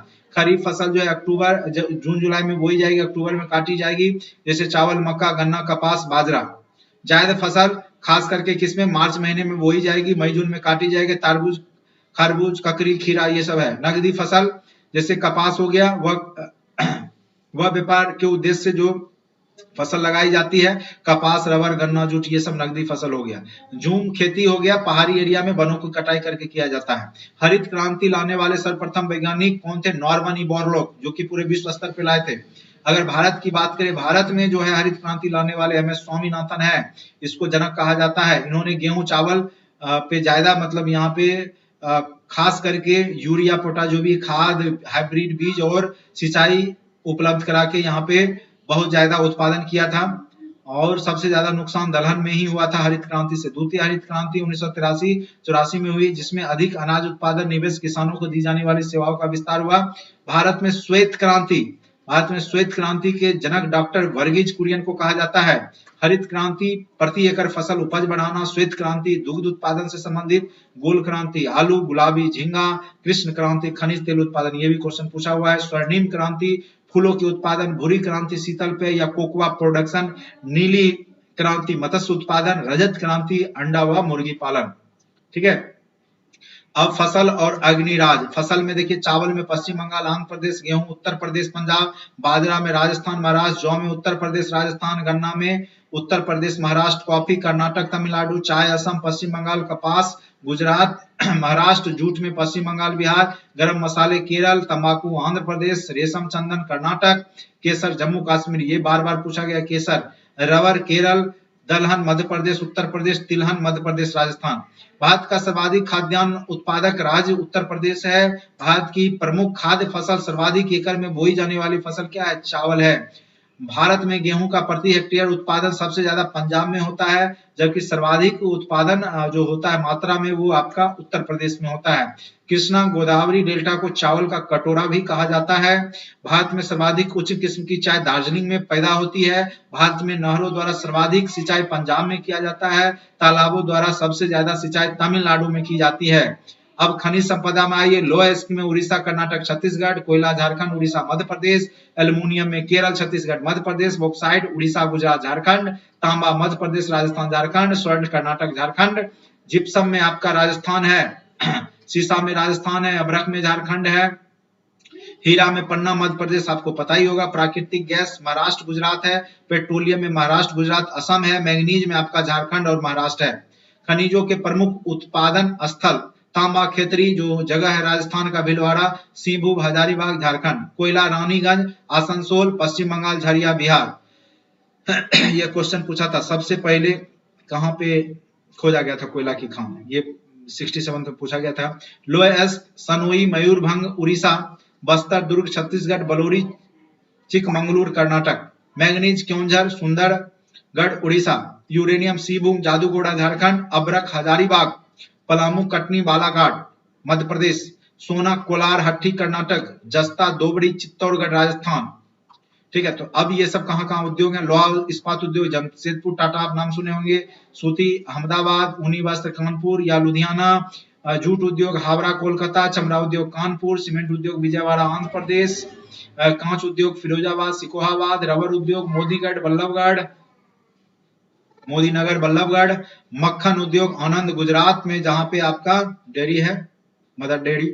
ट्रैक्टर या कृषि यंत्र फरीदाबाद। साइकिल उद्योग सोनीपत। अखबारी कागज टीटलागढ़ी पश्चिम बंगाल। हुगली पश्चिम बंगाल। उसके बाद खेल सामान जालंधर, मेरठ, ग्वालियर। भारत का सबसे बड़ा कपड़ा उद्योग भारत में है। सबसे ज्यादा भारत में उद्योग कोई विकसित है तो कपड़ा उद्योग। भारत में प्रथम तेल शोधक का निर्माण दिग्बोई असम में हुआ। भारत का सबसे बड़ी तेल शोधक कारखाना कहाँ है? जामनगर गुजरात में है। भारत का सबसे बड़ा खनिज तेल का क्या है? मुंबई का जो अपतटीय क्षेत्र है वो है। भिलाई कारखाना मध्य प्रदेश में है, रूस के सहयोग से लगाया गया, अति महत्वपूर्ण है।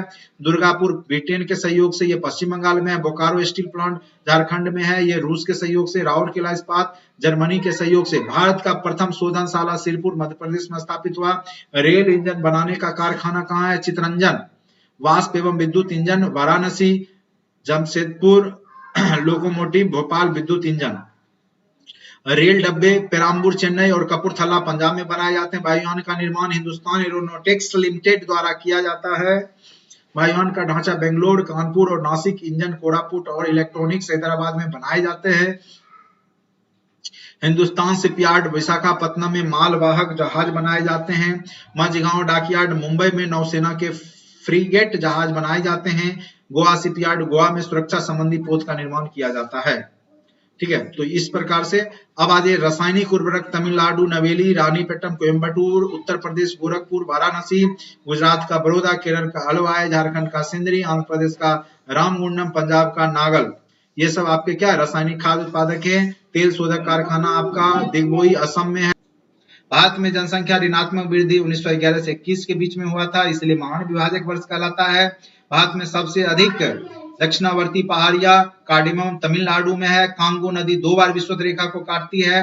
हिमालय नदियां जो है गंगा नदी, ब्रह्मपुत्र नदी, पठारी नदियां, महानदी, गोदावरी, ये सब है, आप देख लेंगे। नर्मदा, ताप्ती, साबरमती नदियां डेल्टा नहीं बनाती है।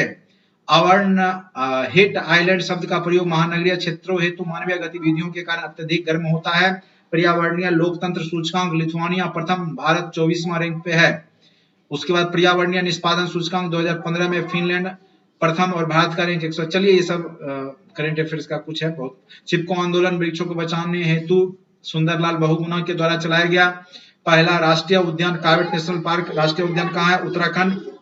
भारत में प्रथम जैव मंडलीय क्षेत्र नीलगिरी को घोषित किया गया था। अंतरिक्ष में देखिए, अंतरिक्ष में भेजा जाने वाला प्रथम उपग्रह आर्यभट्ट 1975 में बीकानेर से छोड़ा गया था। भारतीय अंतरिक्ष अभियान के जनक डॉक्टर विक्रम साराभाई को माना जाता है। अंतरिक्ष अनुसंधान संगठन इसरो की स्थापना 1969 में कहां पे हुई? बेंगलोर में। अति महत्वपूर्ण प्रश्न, भारत द्वारा उपग्रह प्रक्षेपण केंद्र कहां है? श्रीहरिकोटा, आंध्र प्रदेश। इसरो द्वारा प्रक्षेपित 2013 मंगल मिशन 24 सितंबर 2014 को मंगल पहुंच के इतिहास बना दिया। थुम्बा रॉकेट छोड़ने का केंद्र कहां है? केरल में है। फिजिकल रिसर्च लेबोरेटरी केंद्र अहमदाबाद गुजरात में है। उसके बाद है संचार उपग्रह में पृथ्वी से सिग्नल ग्रहण करके विभिन्न दिशाओं में भेजने वाला यंत्र क्या होता है? ट्रांसपोंडर। विश्व की प्रथम अंतरिक्ष यात्री क्या कौन है? Valentina Tereshkova. प्रसिद्ध भारतीय वैज्ञानिक सीवी रमन के रमन इफेक्ट की खोज के दिन को विज्ञान दिवस के रूप में मनाया जाता है, वो है 28 फरवरी। सीवी रमन को खगोलीय भौतिक का नोबेल पुरस्कार कब प्राप्त हुआ था? 1930 ईस्वी में। वैज्ञानिक एस चंद्रशेखर को नोबेल पुरस्कार किस कार्य के लिए मिला था? नक्षत्र भौतिकी के लिए। विश्व का प्रथम कृत्रिम उपग्रह स्पुतनिक 1 है। हवाई जहाज ब्लैक बॉक्स का रंग नारंगी होता है। कृत्रिम उपग्रह में विद्युत ऊर्जा का स्रोत सौर सेल है। एक अंतरिक्ष यान जो चक्कर लगाता है, पत्थर का टुकड़ा छोड़ा जाए तो अंतरिक्ष यान के साथ भी उसकी गति भी सेम ही रहेगी। निम्न तापीय क्रायोजेनिक इंजनों का प्रयोग रॉकेट प्रौद्योगिकी में किया जाता है। क्रायोजेनिक इंजन में अति निम्न ताप -250 डिग्री सेल्सियस पर हाइड्रोजन के ईंधन के रूप में और ऑक्सीजन को -180 डिग्री के ऑक्सीकारक के रूप में प्रयोग किया जाता है। PSLV polar satellite launch vehicle एक ध्रुवीय प्रक्षेपण यान है जो कम भार वाले उपग्रहों में अंतरिक्ष में स्थापित करता है। पोलर जो आपके पोलर ध्रुवीय क्षेत्र में छोड़े जाते हैं, ये हल्के यहाँ पे यान छोड़े जाते हैं। ये हमने मेंस में भी अच्छे से पढ़ाया हुआ है। एक शक्तिशाली भू स्थिर भूतुल्यकालिक प्रक्षेपण यान जो अधिक वजन वाले उपग्रह को छोड़ा जाता है, वो खास करके आपको विषुवत रेखा के सामने छोड़ा जाता है। जियो स्टेशनरी सैटेलाइट कहे जाते हैं जिससे छोड़े जाते हैं। प्रथम अंतरिक्ष पर्यटक डेनिस टिटो। प्रथम अंतरिक्ष पर्यटक कौन है? Dennis Tito. चंद्रमा पर 2 व्यक्ति जो एक दूसरे से बातें नहीं कर सकते, किस कारण से? क्योंकि वहां वायुमंडल नहीं पाया जाता है। तो इस प्रकार पूरा ज्योग्राफी हमने बोला 1.25 घंटा में 1 घंटा 15 मिनट जाते जाते हमने आपको कंप्लीट करा दिया। अगर कुछ पॉइंट्स रह गए तो आप पीडीएफ को ले सकते हैं, उसको प्रिंट करा सकते हैं, उसको पढ़ सकते हैं या स्क्रीनशॉट लेकर के आप पढ़ ले, आपके लिए बहुत ही महत्वपूर्ण है। 1.25 घंटा में पूरा ज्योग्राफी कंप्लीट हमने इंडियन ज्योग्राफी, वर्ल्ड ज्योग्राफी दोनों कवर कर दिया। हाँ, हो सकता है हमने तीव्र गति से थोड़ा सा पढ़ाया है, बहुत चीज आपको समझ में आया होगा, कुछ चीज नहीं आया होगा, ठीक है। तो ये महामैराथन दौड़ है, इसमें हम कुछ नहीं कर सकते, आप बस उसको समझिए और याद रखिए। अब आपका एग्जाम का बहुत कम समय बचा है। आज के वीडियो लेक्चर में इतना ही। जो लोग कोर्स से जुड़ना चाहते हैं वो व्हाट्सएप कर सकते हैं, पेड ग्रुप है, मात्र 500 में आपको बीपीएससी प्री मेंस इंटरव्यू पूरा करवाया जाएगा। अभी पेड ग्रुप के माध्यम से आप जुड़ सकते हैं अगर जुड़ना चाहते हैं तो। आज के लिए इतना ही, धन्यवाद।